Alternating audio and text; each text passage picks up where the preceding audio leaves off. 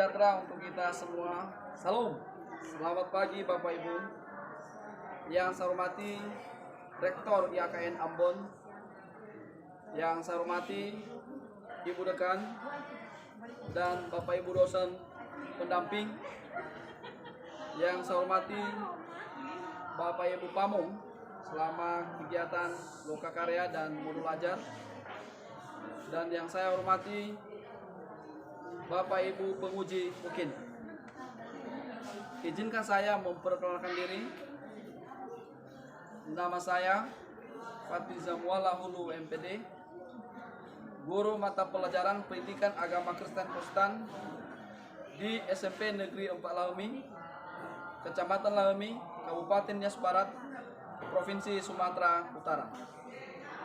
Sebagai mahasiswa PPG gelombang 1 Pendidikan Agama Kristen di IAKN Ambon tahun 2023 dengan nomor peserta 2453 7626 6312 0002. Pada hari ini Senin 28 Agustus 2023 saya melaksanakan ujian praktek mengajar atau mungkin di SMP Negeri 4 Lahumi, Kecamatan Lahumi, Kabupaten Nias Barat, Provinsi Sumatera Utara dengan materi meneladani Yesus dalam mengampuni sesama di kelas 7 SMP Negeri 4 Lahumi.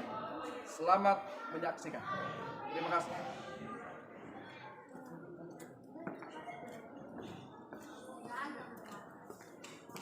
Selamat pagi. Pagi, Pak. Stand up. Our teachers greeted. Good morning, sir. Good morning, students. Sit down, please. Bagaimana kabar kalian? Sehat. Luar biasa ya. Setelah 1 minggu kita tidak ketemu, dan hari ini kita kembali ketemu. Pasti kabarnya semua baik-baik saja. Amin. Amin. Baik, sebelum kita memulai pembelajaran kita pada hari ini, Lanjutkan pembelajaran kita bernyanyi dengan judul Sejauh Timur dan Barat. Baru saya ulang teman-teman untuk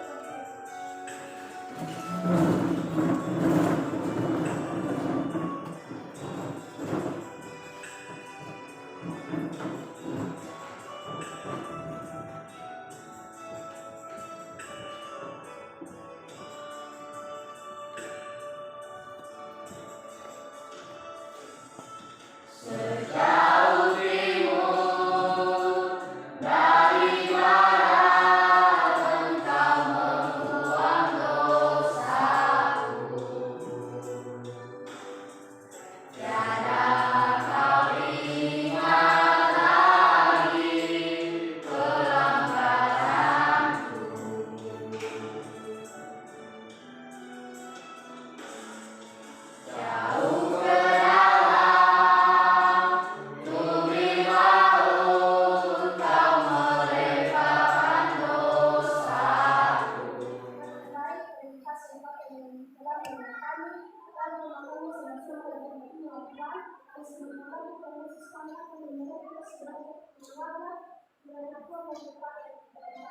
Jauh ke terima kasih. Terima kasih kepada ini. Adik Pak. Ekania Putri Sefri Deli, Adik Pak, Ernestine Deli, adik Pak, Pepperlin Devni Deli, Adik Pak, Presensiani Warubu, adik Pak. Nesti Mendrova. Sebelum kita masuk ke materi pembelajaran kita pada hari ini, Bapak mau mengingatkan kembali materi yang sudah kita lalui pada minggu yang lalu. Masih ingat kira-kira? Masih. Oke, siapa kira-kira yang masih ingat materi pelajaran yang sudah kita lalui? Saya Pak. Ya, silakan. Yaitu kasih dan pemeliharaan Allah jauh lebih besar dibandingkan dengan keserakahan dan kejahatan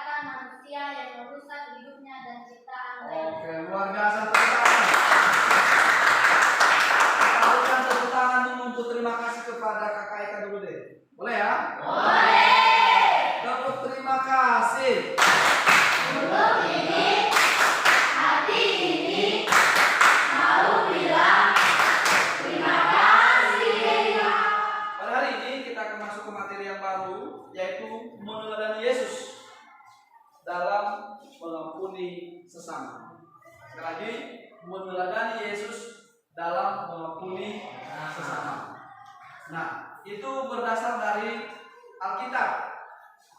Nas Alkitab yang menjadi dasar pada materi kita pada hari ini, yaitu terambil dari Kolose pasal 3 ayat 13. Dan berikutnya terdapat juga dalam Efesus pasal 4 ayat 32 dan Yohanes pasal 3 ayat 16. Ayo, siapa bisa membaca Kolose pasal 3? Sudah bawa Alkitab? Sudah. Silakan lihat di layar. Siapa bisa membaca buat kita sekalian? Oke, silakan Kak Eka. Kolose pasal 3 ayat 13. Beginilah firman Tuhan. Sabarlah kamu seorang terhadap yang lain dan ampunilah seorang yang akan yang lain apabila yang seorang menaruh dendam terhadap yang lain, sama seperti Tuhan telah mengampuni kamu, yang berbuat juga demikian. Tepuk tangan untuk Kak Eka. Efesus pasal 4 ayat 32. Tetapi hendaklah kamu ramah seorang terhadap yang lain, penuh kasih mesra dan saling mengampuni, sebagaimana Allah di dalam Kristus telah mengampuni kamu. Oke, tepuk tangan untuk Demikianlah. Kak Ines. Satu lagi dari tujuan pembelajaran kita mempelajari indahnya mengampuni. Silakan. Yang pertama, menyebutkan teladan Yesus dalam mengampuni. Ya, menyebutkan teladan Yesus. Apa teladan Yesus dalam kehidupan kita? Banyak. Nanti kita jabarkan, boleh ya? Boleh. Yang kedua, yang lain? Aris? Yang kedua, menceritakan peristiwa Yesus mengampuni orang berdosa. Ya. Apa kira-kira kriteria? Ya. Apa kira-kira kriteria dalam pembelajaran ini? Yang pertama adalah peserta didik menyebutkan bagaimana teladan Yesus dalam kehidupan sehari-hari. Berikutnya lagi adalah peserta didik menceritakan bagaimana kisah ketika Yesus mengampuni manusia. Dan berikutnya peserta didik wajib mampu menjelaskan, ya, bagaimana alasan manusia, kenapa kita harus mengampuni sesama, dan kenapa kita juga diampuni oleh sesama manusia. Itu ini menjadi tujuan kita pada pembelajaran pada hari ini.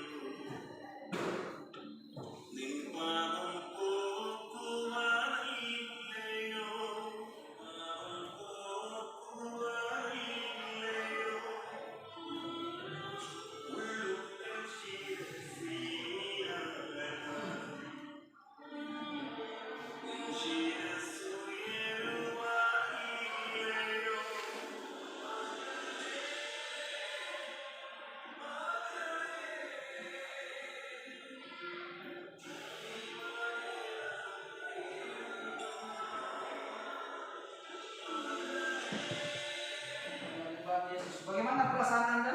Sedih ya? Iya. Sedikit memang betul. Dan itu bukti bahwa Yesus berkorban untuk mengampuni kita. Berarti tidak ada lagi salahnya kita mengampuni sesama tanpa harus mengorbankan diri kita sendiri. Oke, kita coba lihat satu lagi video berikut bagaimana tentang mengampuni sesama. Sekarang realita kehidupan sehari-hari kita mau menyaksikan ada dua orang sahabat.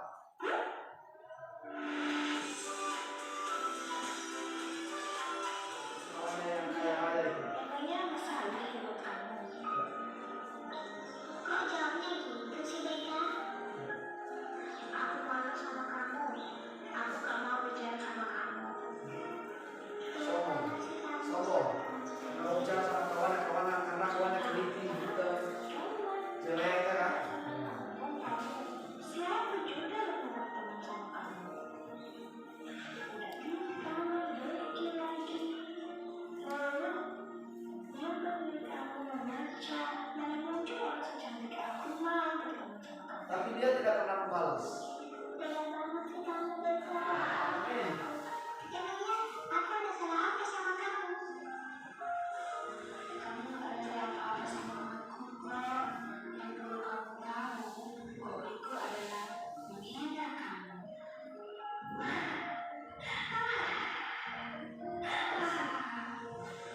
Ya udah, pergi sana. Jangan ganggu aku lagi. Bye, Bintang Jelek. Bye.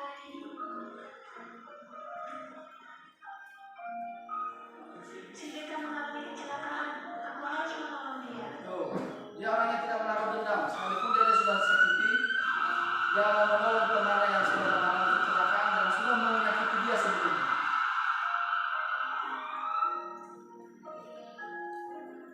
Bro, bagaimana kok aku bisa sampai ada di tempat ini? Tadi kamu mengalami kecelakaan, Dek. Untungnya ada yang menolong kamu dan membawa kamu ke sini. Gimana dok, orang yang pada sudah menolong aku? Dia sedang merokok di luar. Ciri-cirinya kulitnya hitam, rambutnya pendek. Kulitnya pendek, jangan-jangan itu sisa. Tapi mungkin dia mau menolong aku. Dia terbuka ya? Oh iya dok, makasih ya dok. Heran ya, belum tentu bisa melakukan seperti itu. Iya. Bagaimana keadaan temanku dok? Kedatangan sudah sadar, Dek. Untungnya dia hanya mengalami luka biasa. Hanya dia masih merasa syok atas kejadian tadi. Apakah saya sudah boleh melihat dia dok? Iya, boleh, Dek. Silakan. Terima kasih ya dok. Sama-sama, Dek. Terus gimana? Kamu udah hubungi keluarganya atau belum? Sudah dok, aku sudah menghubungi keluarganya dan mereka sedang dalam perjalanan menuju ke sini. Coba dibaca. 1, 2, 3. Karena jika kamu mengampuni kesalahan orang, Bapamu yang di surga akan mengampuni kamu juga.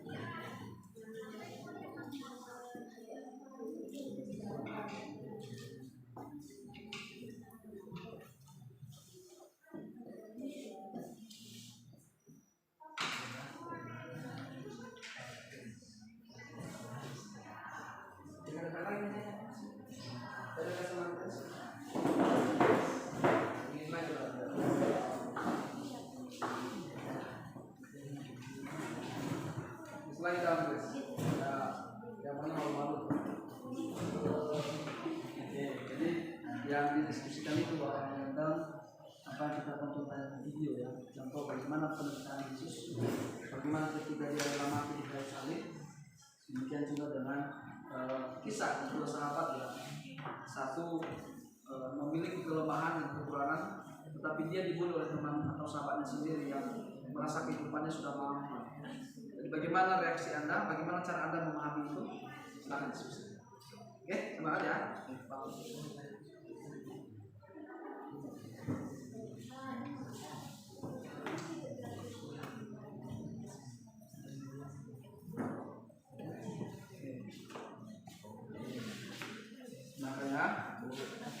Maka hasil diskusinya di depan kelas, nanti satu orang mewakili sesuai dengan panggilan dari Bapak. Terima kasih atas waktu dan kesempatan yang telah diberikan kepada kami.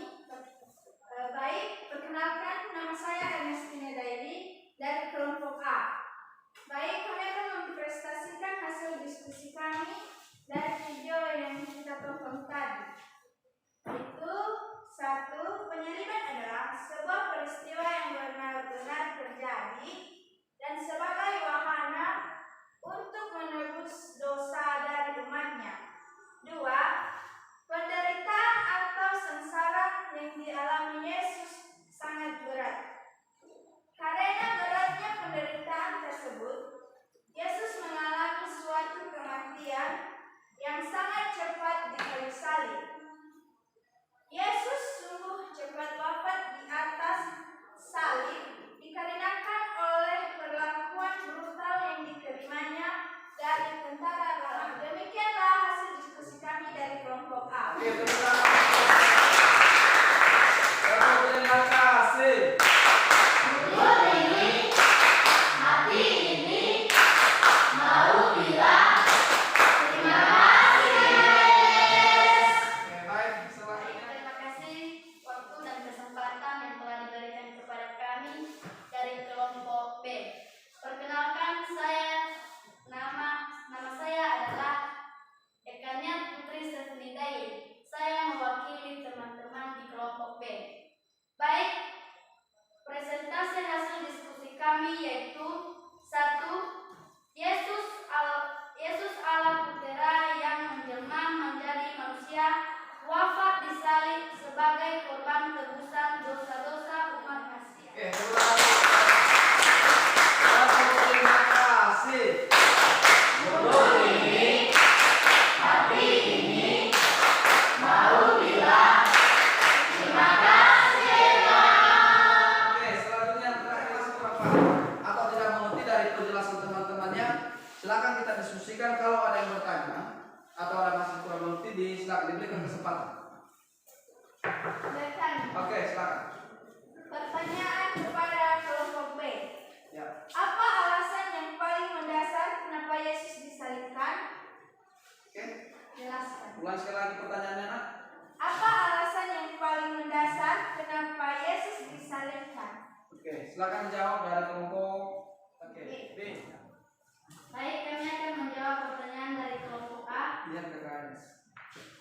yaitu alasan yang paling mendasar adalah untuk mengampuni dosa seluruh umat manusia serta penggenapan dari janji firman Tuhan bahwa akan ada Sang Juru Selamat umat manusia, yaitu Yesus Kristus Anak Allah sebagai korban untuk menebus dosa manusia. Oke, tepuk tangan.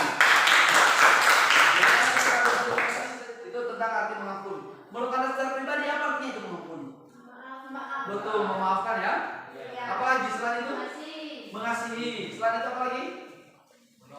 Menolong. Ada lagi yang lebih signifikannya lagi? Menyayangi.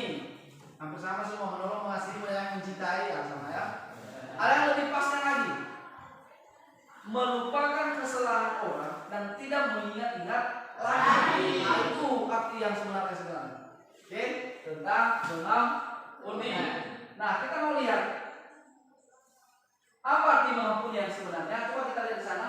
Mengampuni artinya memaafkan seseorang, ya, dengan tulus hati, membebaskan seseorang dari beban salah, rasa salah, serta tidak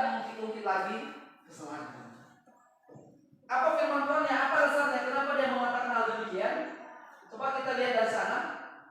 Nah, di sini ada satu dalam buku kita, buku pembelajaran kelas 7, Pendidikan Agama Kristen dan Budi Pekerti tentang mengampuni. Ada satu kisah. Oke, ada satu kisah. Saya mengajak satu orang yang bisa membaca supaya kita bisa menyimak dan memahami. Ada yang bisa membaca di antara adik-adik semua? Silakan siapa? Saya. Ayo, Kakak Ines, silakan. Silakan yang lain membaca ya, memahami ya. Oke. Memaafkan, ini sebuah kisah tentang dua orang sahabat karib yang sedang berjalan melintasi gunung pasir. Di tengah perjalanan, mereka bertengkar dan salah seorang menampar temannya. Orang yang kena tampar merasa sakit hati, tapi dengan berkata-kata dia menulis di atas pasir. Hari ini sahabat terbaikku menempati pipiku. Mereka terus berjalan sampai akhirnya menemukan sebuah oasis. Mereka memutuskan untuk mandi. Orang yang pipinya kena tampar dan terluka hatinya mencoba berenang namun nyaris tenggelam, tapi dia berhasil diselamatkan oleh sahabatnya. Ketika dia siuman dan merasa takutnya sudah hilang, dia menulis di sebuah batu, "Hari ini sahabat terbaikku menyelamatkan nyawaku." Orang yang menolong dan menampar sahabatnya bertanya, "Kenapa setelah saya melukai hatimu, kau menulisnya di atas pasir, dan sekarang menuliskan ini di batu?" Sambil tersenyum, temannya menjawab, "Ketika seorang sahabat melukai kita, kita harus menulisnya di atas pasir agar angin maaf datang berembus dan menghapus tulisan itu. Dan bila sesuatu yang luar biasa baik terjadi, kita harus memuatnya di atas batu hati kita agar takkan bisa hilang tertiup angin." Oke, tepuk tangan. Kalau kisahnya sangat terharu ya. Iya. Bapak aku terharu, apalagi anak-anak sekalian. Ketika melihat seorang sahabat, contohnya suatu ketika si Aris kami bareng, lalu dia menyakiti saya, apakah memukul atau melempar saya dengan apalah terserah. Lalu suatu ketika kami pergi mandi ke laut ini. Tentunya saya pulang kecemburu, tidak bisa menyelamatkan diri. Padahal dia pertama udah menyakiti sebelumnya ya. Tapi tanpa mengingat lagi dia terus menolong. Selain dia menyakiti, dia menolong juga. Akhirnya bagaimana perasaan saya? Harusnya tadi saya kecewa, sakit hati, bahkan dendam. Tapi ketika melihat perbuatan yang ajaib menolong saya, mungkin kalau dia tidak ada hari itu, saya bisa meninggal, mati di tempat. Akhirnya bagaimana kisahnya? Ya, kalau ada orang lain melakukan satu kesalahan kepada kita, apa yang kita harus lakukan? Itu contohnya, saya menulis di atas pasir, sahabat terbaikku menampar pipiku. Kenapa ditulis di atas pasir? Supaya ombak air yang menghempaskan di daratan atau mengapakkan di pasir dan membuat tulisan itu menjadi hilang. Lalu ketika dia ditolong oleh temannya dari akibat kecelakaan, mungkin dia kalau tidak ada bantuan temannya mungkin dia meninggal dunia. Lalu dia mengatakan, mulai hari ini saya catat di memori hati saya, seolah-olah di bawah batu dia menulis gitu, supaya tidak hilang, tidak lupa. Sahabat terbaikku telah menyelamatkan diriku. Luar biasa, menyelamatkan nyawaku dari ancaman. Nah, hal-hal seperti ini yang perlu kita praktekkan dalam kehidupan sehari-hari. Nah, untuk itu, coba siapa di antara adik-adik atau anak kami sekalian yang bisa memberikan peragaan, memberikan contoh di depan kelas, supaya ditahu oleh teman-temannya bagaimana sikap kita mengampuni, bagaimana juga ketika kita diampuni orang lain, dan bagaimana ekspresi kita ketika sudah saling mengampuni dan diampuni oleh teman sesama manusia. Oke, silakan. Siapa kemarin? Oke. Silakan ya. Bersama tampilan berikut.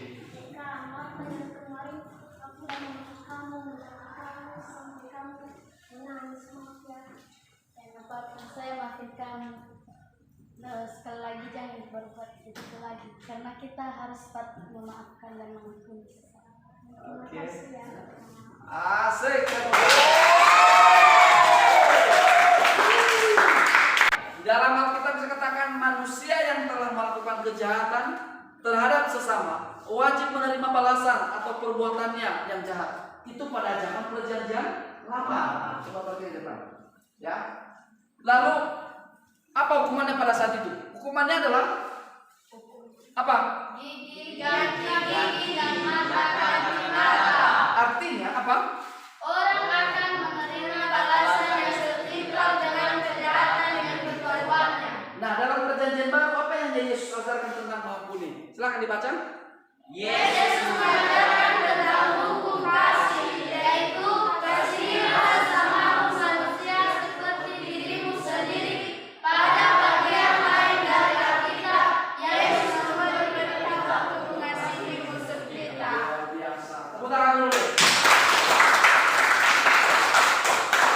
Masih mau nggak mengampuni musuhmu? Masih mau nggak mengampuni orang yang sudah melakukan kejahatan terhadap saudara sendiri? Kenapa Anda melakukan hal demikian? Karena Yesus telah mengampuni kita dan Hebat. Karena Tuhan Yesus telah menjadi teladan utama bagi kita. Bagaimana cara kita mengampuni? Bagaimana cara kita memaafkan tanpa mengingat-ingat lagi kesalahan orang lain? Ada sesuatu kalau temanmu bermasalah dengan Anda, kalau Anda berkatakan, oke deh, saya memaafkan Anda, tetapi ingat ya, jangan ulangi sekali lagi.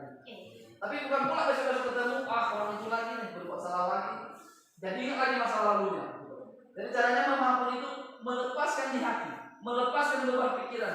Katanya tadi lega. Artinya lega itu adalah bebas dari tanda. Bebas dari beban pikiran, entah ada masalah sentimen dengan siapapun karena kita sudah berdamai. Ya. Dan selanjutnya, silakan perhatikan bagaimana cara mengampuni. Nah, ini kenyataan ini sangat sulit dalam kehidupan kita. Bagaimana cara kita mengampuni musuh kita? Bagaimana cara kita memaafkan orang yang sudah melakukan kejahatan dalam kita? Kenyataannya cukup sulit untuk melakukannya. Kenapa? Karena tiap orang memiliki sifat egois atau cenderung atau kelakuan yang cenderung menempatkan dirinya sebagai orang yang paling benar. Sedangkan orang lain selalu menjadi pihak yang salah. Mengapa demikian? Karena kita selalu tergoda untuk hanya melihat ke dalam diri kita saja. Kita berpikir dari sudut diri sendiri dan lupa untuk berpikir dari sudut orang. Kenapa sulit kita untuk mengampuni orang lain sebenarnya? Jujur loh, di kampung kita itu sekarang banyak orang yang masih dendam. Dan karena neneknya udah sentimen sampai sekarang belum berdarah, betul ya? Betul. Ada keluarga kan seperti itu? Siapa Anda menjadi pendamai? Siap. Siapa Anda menjadi dewa penolong supaya mereka bisa berkomunikasi, berdamai dan saling memaafkan? Siap. Bagaimana caranya? Mengapa manusia membutuhkan pengampunan dari kami? Mengapa Anda harus membutuhkan pengampunan? Mengapa Anda harus minta supaya dimaafkan? Kenapa? Apa yang dikatakan sana? Mengapa manusia diminta untuk mengampuni sesama? Kenapa? Bagaimana cara kita mengampuni sesama? Oke, mari kita lihat bagaimana cara seseorang mengampuni sesama sehingga dirinya juga diperlakukan hal yang sama. Dalam arti dia juga diampuni oleh sesama manusia. Oke, coba kita lihat apa yang pertama. Kalau ada temannya perempuan itu karena dia diampuni oleh Yesus, sesamanya manusia menghujat dia mau. Mau nggak diampuni Yesus? mau. Maka jangan lupa berdoa. Jangan lupa mereka kasih kepada Tuhan. Yang berikutnya. Maksudnya itu adalah turunkan dulu derajat diri. Kalau kamu merasa hebat, merendahkan diri serendah-rendahnya. Rendahkan hatimu di hadapan orang. Ngomong itu jangan terlalu tinggi, tetapi bicara ya bisa dimengerti dan dipahami oleh orang lain. Tanpa menyinggung, tanpa menyudutkan, apalagi membuat orang menjadi emosi. Jangan salah, dengan lidah kamu bisa berantem dan bunuh-bunuh. Betul kan? Betul. Jaga cakap, jaga bicara, jaga etika, jaga penampilan, jaga juga dalam bergaul supaya tidak terjadi Dendam. blokan antara sesama manusia. Manusia. Yang keenam, Menemukan semangat memaafkan. ya, selalu meluangkan mengampuni orang lain. Selalu meluangkan udahlah saya sabar, jangan saya yang disakiti daripada kamu yang disakiti. Karena memang sakit itu di mana? Di sini. Di sini. Yang berikutnya adalah memaksimalkan energi positif. Jangan selalu berpikir negatif terhadap sesama manusia, tetapi selalu mengedepankan, mengutamakan berpikir secara positif. Sama seperti kejadian tadi di film yang kedua. Ya, coba kalau dia berpikir negatif, oh dia menjelek-jelekan saya, hitam, keriting, orang miskin, jelek lagi dan segala macam kuno, pasti dia emosi kan? Saya tidak terima. Saya ini juga anak bapak saya juga anak bangsawan gitu. Tapi dia tidak dia tidak mempertahankan rasa egonya, bukan? Yang menurunkan ekspektasi hidupnya. Dia menurunkan derajatnya, dia menurunkan tingkat derajat sosial. Dia mengatakan diri, udah nggak apa-apa, bilang-bilang aja lah apa yang kamu bilang di sini. Yang penting saya tidak membalas. Suatu saat nanti Tuhan pasti akan membalas kepada Anda apa yang sudah Anda lakukan bersama manusia. Selanjutnya adalah yang terakhir, berlatih memaafkan secara rutin. Hanya kalau kita apapun yang kita lakukan jangan lupa minta maaf. Sorry, minta maaf. Salah lewat di depan orang, permisi, minta maaf. Anda yang melakukan mau betul dan mau yang salah yang melakukan, tetap katakan minta maaf. Jadi itu ya, menjadi fondasi utama, juga menjadi dasar utama bagaimana kita memahami dalam kehidupan sehari-hari, bagaimana kita mengampuni sesama. Dari beberapa contoh dari Alkitab dalam Perjanjian Lama dan ada juga dalam Perjanjian Baru, bagaimana tentang mengampuni sesama manusia. Ya, Tuhan Yesus sudah memberikan contoh kepada kita bagaimana cara kita mengampuni sesama. Ya, bagaimana cara kita memaafkan orang lain. Coba kita lihat dalam 2 Matius ini. Matius pasal 18 ayat 21 sampai 22. Berapa kali kita mengampuni orang lain? Berapa kali kita memaafkan orang lain? Oke, baca sama-sama. Mulai dari kemudian 3, 2, 1.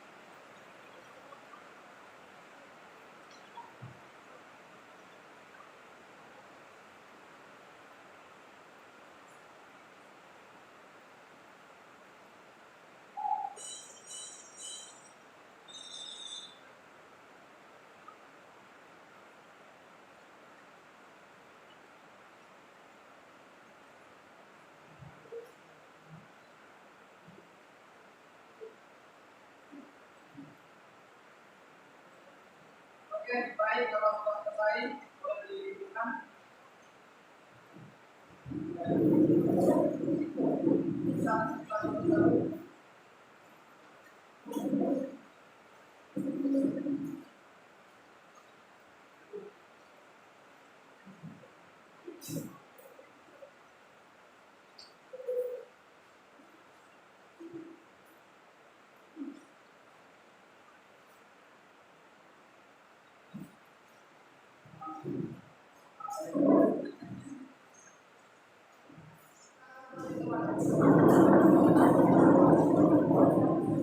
Silakan ya.